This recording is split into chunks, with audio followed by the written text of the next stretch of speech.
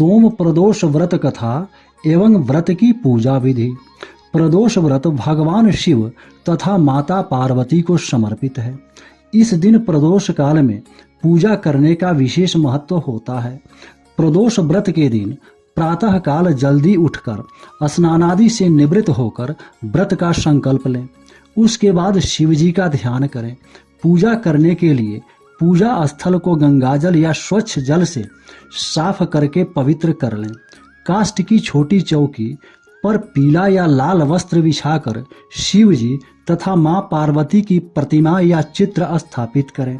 उसके बाद कुश या अन्य किसी शुद्ध आसन पर उत्तर या पूर्व दिशा में मुंह करके पूजा करने के लिए बैठ जाएं। उसके बाद भगवान शिव का रुद्राभिषेक या जलाभिषेक करें। फिर अक्षत, चंदन, फल, फूल एवं बेलपत्र अर्पित करें। भगवान शिव एवं माता पार्वती को दूध एवं फल का भोग लगाएं। प्रदोष व्रत के दौरान व्रती फलाहार ही करें। इस दिन अन्न एवं नमकीन पदार्थों का त्याग करें।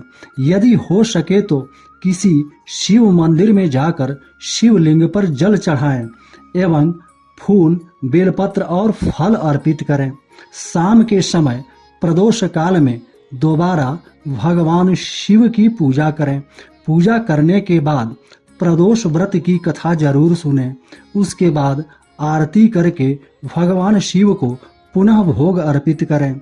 सोम प्रदोष व्रत में भगवान शिव, माता पार्वती, गणेश जी तथा भगवान कार्तिकेय जी की पूजा अर्चना की जाती है। इस व्रत को श्रद्धा पूर्वक करने से मानसिक क्लेशों से छुटकारा मिलता है तथा धन संपदा का लाभ होता है। निसंतानों को संतान सुख की प्राप्ति होती है। सोमवार के दिन त्रयोदशी पड़ने के कारण इसे सोम प्रदोष व्रत कहा जाता है। सोम प्रदोष व्रत की एक पुरातन कथा है जिसको सुनने से शिव जी तथा माता पार्वती की विशेष कृपा प्राप्त होती है। आइए सुनते हैं सोम प्रदोष व्रत कथा। पुरातन काल की बात है। एक विधवा ब्राह्मणी थी। वह प्रत्येक सुबह ऋषियों की आज्ञा पाकर अपने बेटे को साथ लेकर भीख लेने के लिए जाती और संध्या को लौटती। भीख में जो मिलता उससे अपना काम चलाती और शिव जी का प्रदोष व्रत भी करती। एक दिन जब वह भीख लेने के लिए अपने बेटे के साथ जा रही थी तो मार्ग में उसे विदर्भ देश का राजकुमार मिला। शत्रुओं ने उसे उसकी राजधानी से बाहर निकाल दिया था और उसके पिता को मार डाला था। अतः वह मारा मारा फिर रहा था। ब्राह्मणी उसे अपने साथ ले आई और अपने पुत्र के साथ उसका पालन पोषण करने लगी। एक दिन उन दोनों राजकुमार और ब्राह्मण बालक ने वन में गंधर्व कन्याओं को देखा। ब्राह्मण बालक घर लौट आया लेकिन राजकुमार साथ नहीं आया क्योंकि वह अंशुमती नामक गंधर्व कन्या से बात करने लगा था। दूसरे दिन वह फिर अपने घर से वहां आया जहां अंशुमती अपने माता पिता के साथ बैठी थी। कुछ दिन बाद अंशुमती के माता पिता ने राजकुमार से कहा कि तुम विदर्भ देश के राजकुमार धर्मगुप्त हो।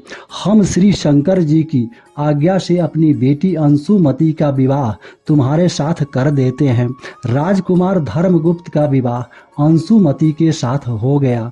बाद में राजकुमार ने गंधर्व राज की सेना की सहायता से विदर्भ देश पर अधिकार कर लिया और ब्राह्मण के बेटे को अपना मंत्री बना लिया। यथार्थ में यह सब उस ब्राह्मणी के प्रदोष व्रत करने का फल था। बस उसी समय से यह प्रदोष व्रत संसार में प्रतिष्ठित हुआ। तब से सभी लोग इस सोम प्रदोष व्रत को करने लगे। ओम नमः शिवाय। जय मां पार्वती। हर हर महादेव।